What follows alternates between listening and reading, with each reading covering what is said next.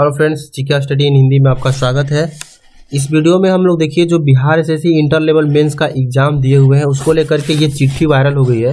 और इस लेटर को लेकर के बहुत सारा कंफ्यूजन हो रहा है कि इसमें कुछ लोग तो इसको अभी समझ भी नहीं पा रहे हैं कि क्या इसमें कहा गया एक्चुअल में, और बातें करना शुरू कर दिए हैं कि ये होगा वो होगा। तो आइए सबसे पहले हम लोग इस लेटर को समझते हैं कि इस लेटर में क्या कहा गया है। ये जो आवश्यक सूचना दिया गया है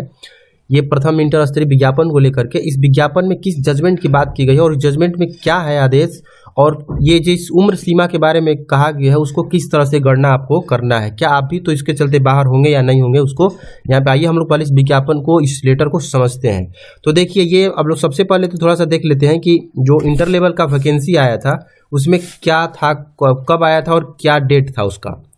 चूँकि इसी के बारे में वो भी लेटर है। तो देखिए अप्लाई डेट क्या था कि बिहार से इंटर लेवल मेंस का जो अप्लाई डेट था वो 1 सितंबर 2014 से 11 अक्टूबर 2014, ये फर्स्ट यानी था। और इसके बाद कुछ सर्वर प्रॉब्लम के चलते आगे भी बढ़ाया गया था, तो मेन जो डेट था वो 2014 में ही था। बाद में दोबारा इसको 2016 में भी आवेदन करवाया गया था कुछ लोगों से, जिसका जिक्र हम लोग देखेंगे इस लेटर में किया हुआ है,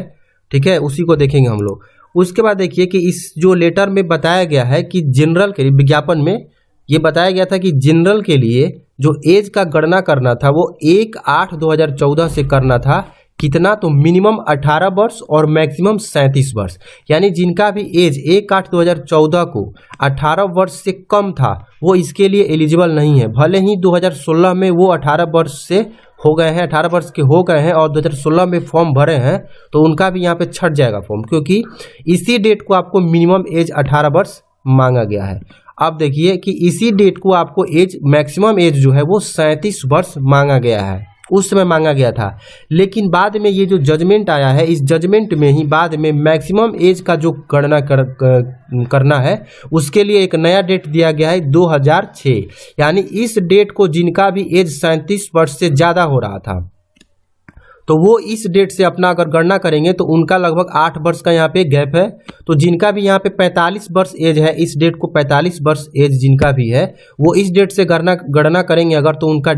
एज जो होगा वो 37 वर्ष ही आ जाएगा। तो इस डेट में जो भी 45 वर्ष के थे वो भी इसमें यहाँ पे इस डेट के चलते फॉर्म भरने के लिए एलिजिबल है, और इन्हीं लोगों से 2016 में फॉर्म भरवाने की बात की गई है। अब आइए जजमेंट को थोड़ा सा समझ लेते हैं कि इसमें ये जो लेटर है इसमें जजमेंट का जो दिया गया है कि क्या उसके चलते डेट किया गया है। अब देखिए इसमें कहा गया है कि जो जजमेंट है माननीय उच्च न्यायालय का 25/6/2015 को पारित न्यायाधीश के आलोक में बिहार कर्मचारी चयन आयोग के द्वारा लिए गए निर्णय के अनुसार कार्मिक एवं प्रशासनिक सुधार विभाग के पत्र संख्या इतना के निर्देश के आलोक में देखिए क्या किया गया है कि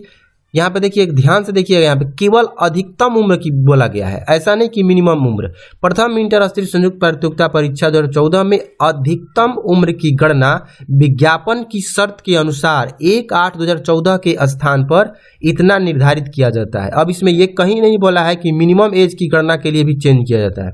तो आप लोगों को ध्यान दीजिए, केवल मैक्सिमम एज की गणना आपको क्या करनी है कि इस डेट के अनुसार न करके इस डेट के अनुसार करना है। इस आंशिक संशोधन के आधार संबंधित अभ्यर्थियों से ऑनलाइन आवेदन दोबारा देखिए यहाँ पे मांगा गया है 22 फरवरी 2016 से 13 मार्च 2016 के रात्रि तक आयोग के वेबसाइट पर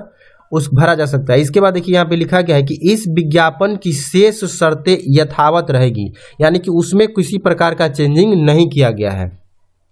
साथ ही यहाँ पर देखिए ये लाइन महत्वपूर्ण है कि इस सूचना के आलोक में ऑनलाइन आवेदन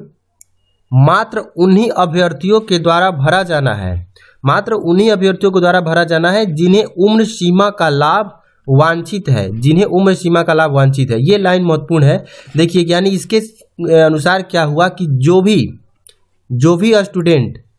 इस डेट को यानी 1/8/2014 को जिनका भी एज 37 वर्ष से ज़्यादा था, ठीक है, 37 वर्ष से कम वालों के लिए ये नहीं है, जिनका भी एज 37 वर्ष से ज़्यादा हो रहा था, जैसे कि जिनका एज इस डेट को 2014 वाले डेट को जिनका भी एज 38 था या 39 था, 40 था, 41 था, 42, 43, तो ये सब डेट 37 से ज़्यादा वाले जिनका भी एज था, 37 से जो ज़्यादा है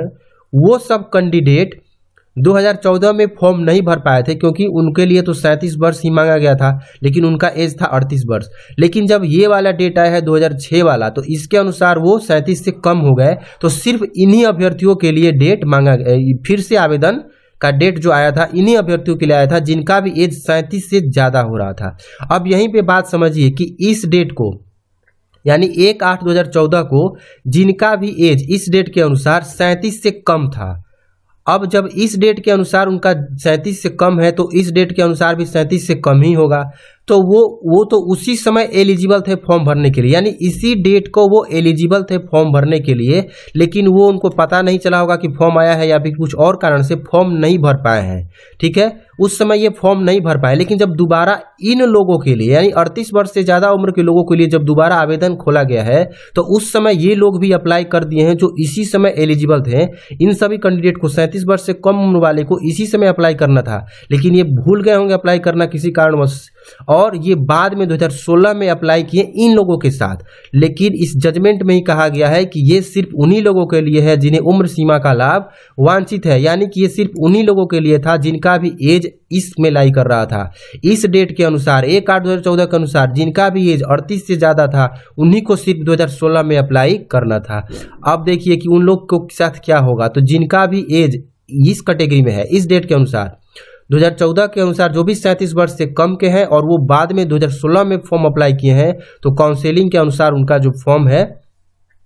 छांट दिया जाएगा। देखिए यहाँ पे हमने क्या कॉलम बना दिया है कि कैसे कैसे लोग छटेंगे इसमें। देखिए जैसे कि कोई 2014 के बाद इंटर पास किया, अब जब 2016 में दोबारा फॉर्म अप्लाई होना शुरू हुआ, जैसे कोई 2015 में पास हुआ, जो भी डेट मेंशन है उसमें कि कब का मांगा गया है, ये भी डेट मेंशन किया हुआ है कि कब का पास होना चाहिए, तो उस डेट के बाद में अगर कोई इंटर पास किया है और 2016 में 18 वर्ष से ज़्यादा उम्र हो गया और वो लोग अप्लाई कर दिए हैं दोबारा समझ के कि दोबारा ही फॉर्म आया हुआ है, जबकि ऐसा नहीं था, तो वो सारे कैंडिडेट क्या हो जाएंगे, बाहर हो जाएंगे, क्योंकि इंटर आपको पहले का होना चाहिए।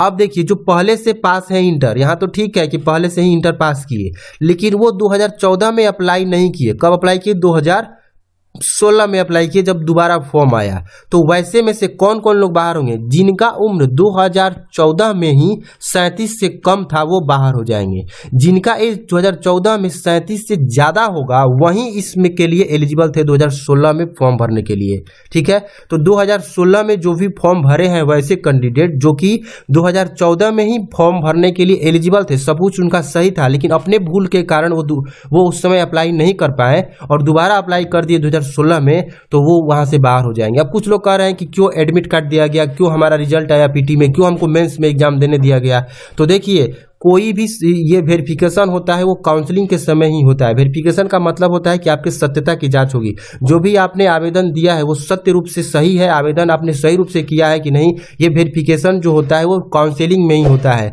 तो वहाँ पर अगर आपने गलत तरीके से आवेदन किया है, कोई भी सत्यता को छुपाया है, कोई भी गलत आवेदन डाटा को आपने आवेदन में दिया है, तो वहाँ से आपको काउंसलिंग के समय ही इसकी जाँच होती है और उस समय आपको बाहर किया जाता है। यहाँ तक कि आयोग के ये भी अधिकार है कि आपके ऊपर FIR भी कर सकता है गलत इन्फॉर्मेशन देने के लिए। तो आप लोगों को काउंसलिंग में जाना ही नहीं चाहिए। और देखिए जब दोबारा फॉर्म आया था 2016 में, तो करीब 2-3 लाख लोगों ने इसमें आवेदन कर दिया। उनको लगा कि दोबारा ही फॉर्म आया है, किसी कारणवश 2014 में अप्लाई नहीं कर पाए थे, लेकिन वो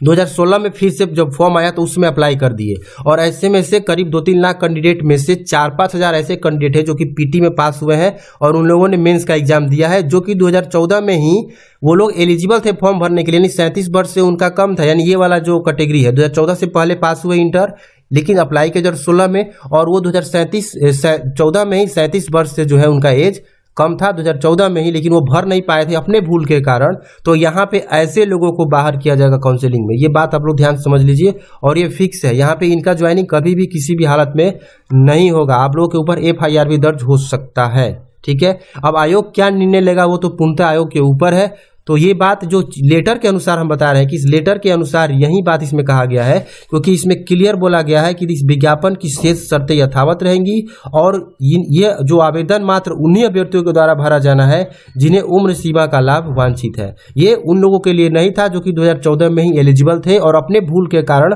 फॉर्म नहीं भर पाए थे, उनके लिए ये फॉर्म दोबारा नहीं आया था। तो इस वीडियो में इतना ही। आशा करते हैं कि आपको दी गई जानकारी समझ में आई होगी। और भी कोई भी किसी भी तरह का डाउट है तो आप लोग हमारे चैनल से जुड़ जाइए। नए लोग चैनल को सब्सक्राइब कर लीजिए और कमेंट बॉक्स में आप लोग हमसे कोई भी इससे जुड़ा हुआ सवाल जो भी आपको समझ में नहीं आया है इस लेटर को लेकर के आप लोग पूछ सकते हैं।